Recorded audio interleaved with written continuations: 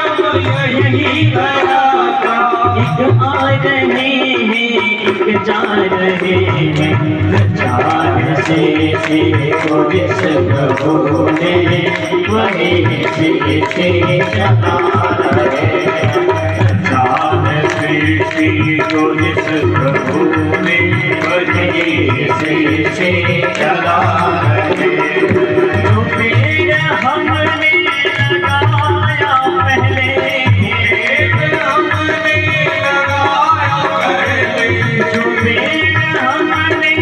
लगाया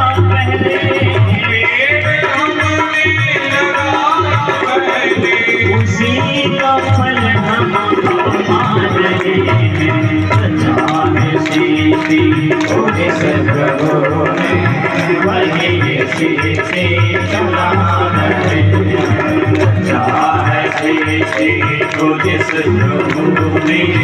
वही सृष्टि चला रहे हैं।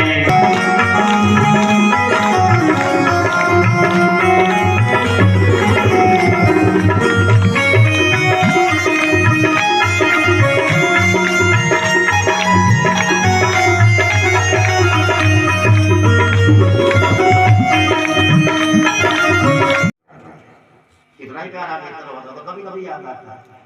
और जिस शत्रु ने हमारा बीच सड़क पर अपमान किया हो ना, वो तुमको 24 घंटे याद रहता है। कई बार तो लोग माला फेरते फेरते राम राम छोड़ूंगा नहीं, मौका मिला कभी राम राम राम, वो अंदर ही बैठा हुआ। और सीधी सी बात है, जिस भी तरीके से भगवान की याद बनी रहे वो रिश्ता बना लो। वो तो कहता मुझे मित्र बनाओ, मुझे शत्रु बनाओ, मुझे भाई बनाओ, मुझे पिता बनाओ, मुझे बेटा बनाओ। मैं परमात्मा हूँ और हर रूप में हूँ। तुम जिस रूप में मुझे देखना चाहते हो उस रूप में मैं प्रकट हो जाता। अब जय विजय ऊपर से गिरे और कश्यप की पत्नी है दीति, जिसने राक्षसों को जन्म दिया, उसके गर्भ से उन्होंने जन्म लिया, नाम पड़ा हिरण्याक्ष और हिरण्यकश्यप। ये अलग अलग की कथा 12 कल्प की। अभी तो मनुष्य सृष्टि चली नहीं, यहाँ तो कुछ बना ही नहीं है, पर पूर्व कल्प की कथा इसलिए। अब हिरण्याक्ष और हिरण्यकश्यप के नाम से जय और विजय मात्र से पुरुष को प्रकट किया, जिसका नाम था मनु, और उसी मनु से मनुष्य और बाएं अंग से एक नारी को प्रकट किया, जिसका नाम था सतरूपा। मतलब आगे चलकर उसके सैकड़ों रूप हो गए। अब वो मनुष्य पूजा तो आचरण नहीं है, पूजा चित्र की नहीं होती कि तू गोरा है कि काला है कि टेढ़ा है, पूजा होती चरित्र की। बात पकड़ में आ रही है? पूजा चरित्र की होती है। तेरा चरित्र कैसा है? अगर तेरा चरित्र अच्छा है तो तू काला है का गोरा ये फर्क नहीं पड़ता। लोग तेरी फोटो की पूजा करेंगे। तो आचरण अच्छा होना चाहिए, पर कलयुग में अब आचरण तो चारों वर्णों के ही बिगड़ गए। चाहे ब्राह्मण हो, चाहे क्षत्रिय हो, चाहे वैश्य हो, अपने अपना कर्म छोड़। अब तो केवल अर्थ और काम की प्रधान, पैसा कमाओ मौज उड़ाओ, पैसा कमाओ मौज उड़ाओ, और चली देखते कि कर्म क्या कर रहे हैं। ना वो सैलरी ले सकता, समझे ना, तनख्वाह, क्योंकि नौकरी कर ही नहीं सकता। उसको तो आजीविका चलाने के लिए तक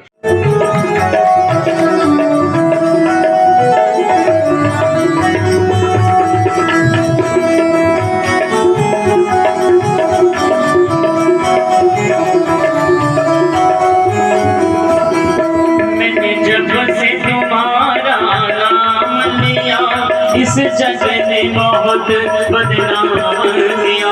मैंने जब से तुम्हारा नाम लिया, इस जग ने बहुत बदनाम किया। मैंने जब से तुम्हारा नाम लिया, इस जग ने बहुत बदनाम किया। मैंने जब से तुम्हारा नाम लिया, इस जग ने बहुत बदनाम किया। जब तूने मुझे यूं थाम लिया, बस मेरा गुजारा काफी है। जब तूने मुझे यूं थाम लिया, बस तेरा गुजारा काफी है। मैंने सारे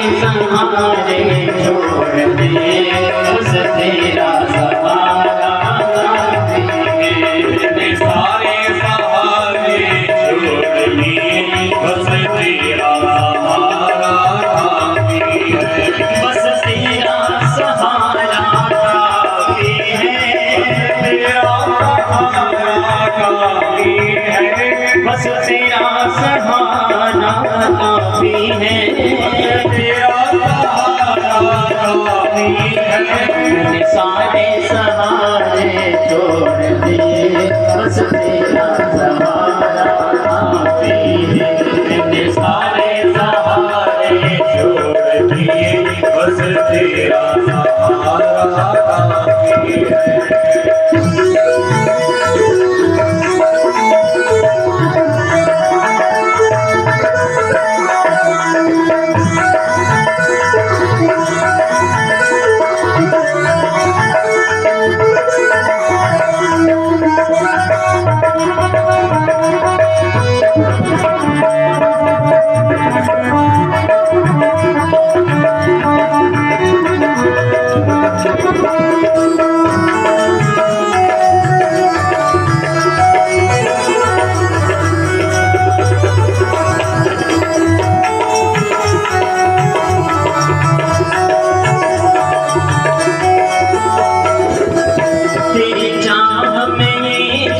छूट गया पर तू क्यों मुझसे रूठ गया, तेरी चाह में ये छूट गया पर तू क्यों मुझसे रूठ गया। तेरी चाह में ये जग छूट गया पर तू क्यों मुझसे रूठ गया, तेरी चाह में ये जग छूट गया पर तू क्यों मुझसे रूठ गया। मैं डूब रहा भव सागर में, बस आना तुम्हारा बाकी है। मैं डूब रहा भव सागर में, बस आना तुम्हारा बाकी है। मैंने सारे सहारे छोड़ दिए, बस तेरा सहारा काफी है। सारे सहारे छोड़ दिए, बस तेरा सहारा काफी है। बस तेरा सहारा काफी है, तेरा सहारा काफी है। बस तेरा सहारा काफी है, बस तेरा सहारा काफी है। मैंने सारे सहारे छोड़ दिए, बस तेरा सहारा काफी है। मैंने सारे सहारे छोड़ दिए, बस तेरा सहारा काफी है। मैंने सारे सहारे छोड़ दिए, बस तेरा सहारा काफी है। मैंने सारे सहारे छोड़ दिए, बस तेरा सहारा काफी है। बस तेरा सहारा काफी है, बस तेरा सहारा काफी है। भगवत्सल भगवान की जय। जय। बिना पत्नी से बुढ़ापा किसी काम का नहीं, जवानी में नहीं जरूरत पड़ती किसी के लिए। इसलिए मैं पुरुष भाइयों से कहता हूँ, एक आधा करवा चौथ कर लिया करो आप भी, है ना। भगवान की पहले ना खींच को जाए, खींचना तो पड़ता ही है, करना क्या बहुत कठिन है। भजन में मन ना लगे और पत्नी का देहांत हो जाए तो बहुत कठिन काम है। तो भुक्तभोगी को पूछना आता, हाँ जिसका लगन लगी भगवान से तो हमारे उसको तो कोई लेना नहीं, पर ईश्वर से भजन नहीं जुड़ा हुआ है। पत्नी है नहीं साथ अपने दुख को बोल संभाले कर, तो किसी ने सोचा कि बिना पत्नी से बुढ़ापा कटना मुश्किल है, तो निर्णय लिया कि क्यों ना मैं शादी कर लूं। जब मरने के दिन आया तब सोची शादी 90 साल में सोचो, मन में सोच के शादी तो करूं, पर कौन देगा अपनी बेटी मेरे को, ना तो रहने को जगह, ना पहनने को कपड़े, ना खाने को रोटी। पर कर्दम ऋषि ने सोचा कि बिना पत्नी से बुढ़ापा तो नहीं कटेगा, क्यों ना मैं भगवान की तपस्या करूं और भगवान प्रसन्न हो जाए तो उनसे वरदान मांगू कि मेरा ब्याह करा दे। तो कितनी जरूरत होगी बुढ़ापे में पत्नी की, इस कथा से लगा दो आइडिया। इज्जत किया करो पत्नी की, भैया हाँ ये चाहिए पीछे, वो तो खींच के लेना, इसको ना खींच के लेना पहले बहुत आना। आगे कुरुक्षेत्र में कर्दम ऋषि बेचारे और साधना छोड़ी, हाथ में माला पकड़ी, पत्नी मनोरमा मदेही मनोवृता अनुसारिणी करते प्रार्थना भगवान से कि मेरा ब्याह करा दे, और ऐसी पत्नी दे जो मेरे मन के अनुकूल हो, जिसको बोलना ना पड़े पर मेरे मन की बात को बिना बोले ही समझ जाए। और भगवान तपस्या से प्रसन्न हुए, प्रकट हो गए। मांगो मांगो कर्दम ऋषि क्या चाहिए। बड़ी शर्म लगे, कैसे बोले बूढ़ा आदमी के मेरा ब्याह करा देगा। हर चीज की उम्र होती है, वो तो सदियों को था। आज कलयुग में भी कोई 80 साल का बूढ़ा बोले कि मेरा सोचो, तो लोग सोचेंगे लकड़ियों का तो सोच सकते भैया, ये तो बात है। और उसको जरूर दे, वो ऐसे नहीं बोल रहा, करेगा पर पहले बोलने के लिए भी शर्म लगी उसको, कलयुग में तो सदियों। अब भगवान कहते कि मांग मांग, बड़ी शर्म लगे, कैसे बोले ब्याह करा देना। वो कर्दम ऋषि ने कहा ना मांगना तो कुछ भी नहीं है, बोले तब तो किया बस वैसे ही बैठा था, वो माने लग गया, आपका दर्शन हो गया, बाकी मुझे कुछ चाहिए। तो भगवान श्रीमन नारायण ने कहा कि मैं तो तुम्हारा रिश्ता भी लगा कर पसीना पसीना हो गया। ऋषि ने कहा भगवान आपसे क्या छुपा हुआ है, आप तो अंदर भी और बाहर भी है। बुढ़ापा बिना पत्नी से कट नहीं रहा था, इसलिए इच्छा थी कि पत्नी मिल जाती तो बुढ़ापे में सेवा हो जाती, पर अब आपका दर्शन हो गया, विवाह की कोई इच्छा नहीं है। भगवान ने कहा तो मेरी भी नाक का सवाल है, आप बिचौलिया तो मैं हूं ना। वचन दे दिया। आज के तीसरे दिन पूरी पृथ्वी के राजा स्वयं मनु अपनी बेटी देवहूति को लेकर तुम्हारे आश्रम में आएंगे, तुम उस राजकुमारी को पत्नी रूप में स्वीकार कर लेना। देवहूति की इच्छा थी कि भगवान ने मेरे पति को वरदान दिया है कि मैं तेरे घर बेटा बनकर, एक बेटे की इच्छा थी। अगर शादी नहीं बन जाऊंगी, अगर भगवान मेरी गोद में बालक बन करके आ जाए, पर मांगे कैसे। पति कह रहा मांग मांग जो भी तुझे चाहिए।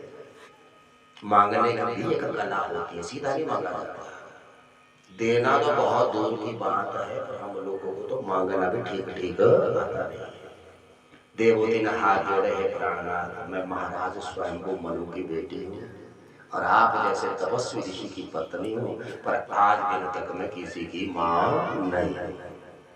ऋषि ने कहा आंखें बंद करो। देवहूति ने नेत्र बंद किए। ऋषि ने तपोबल से सामने एक सरोवर प्रकट किया, तालाब, तप की शक्ति गई और उस तालाब में से 9 मंजिला महल मकान बाहर हो गए, जिसमें नौकर चाकर दास दासिया सुख पदार्थ सारे भरे हुए। तप के बल से क्या नहीं मिलता। पत्नी ने आंखें बंद कर रखी है, तब ऋषि ने अपनी पत्नी का हाथ पकड़ा, दोनों उस तालाब में गोता लगाया और जैसे ही डुबकी लगाई और दोनों बाहर को निकले, तो कथा सुनाते हुए भगवान शुकदेव जी कहते हैं कि कर्दम ऋषि हो गए 20 वर्ष के और देवहूति हो गई 16 वर्ष की। काया कल्प बुढ़ापा गया, नवीन शरीर मिला और दोनों पति पत्नी ने उस 9 मंजिला महल में प्रवेश किया और अपने नए गृहस्थाश्रम का शुभारंभ हुआ। और कथा आती है कि ऐसे ऐसे सुख पदार्थ देखे देवहूति ने उस महल में जो अपने पिता स्वयं मनु के महल में भी नहीं देखे। जो पूरी दुनिया के राजा थे उसके महल में भी वो चीजें नहीं थी जो ऋषि ने तप बल से वहीं पर प्रकट कर दी। और 1 2 3 4 5 6 7 8 9 कन्याओं ने जन्म दे दिया। सोचो, मांग तो की थी कि एक बेटा चाहिए, वो बेटा तो नहीं मिला, और 9 लड़कियां मिल गई। जब 9 लड़कियां पैदा हो गई तो अब कर्दम ऋषि ने धीरे से कहा अपनी पत्नी से, देवहूति, बोले कहो प्राणनाथ, बोले अगर तेरी अनुमति हो तो मैं महात्मा बनना चाहता हूँ। देवहूति ने कहा आप महात्मा बन के दिन की पढ़ाई लिखाई शादी जवाई आएंगे, दोहते होंगे, लंबा बढ़ गया काम बाबा, तो फंसने वाला काम हो रहा है। तो कर्दम ऋषि गलती फंस गए, ऐसे में तो इससे अच्छा था बुढ़ा ही ठीक था, उल्टा ही होगा।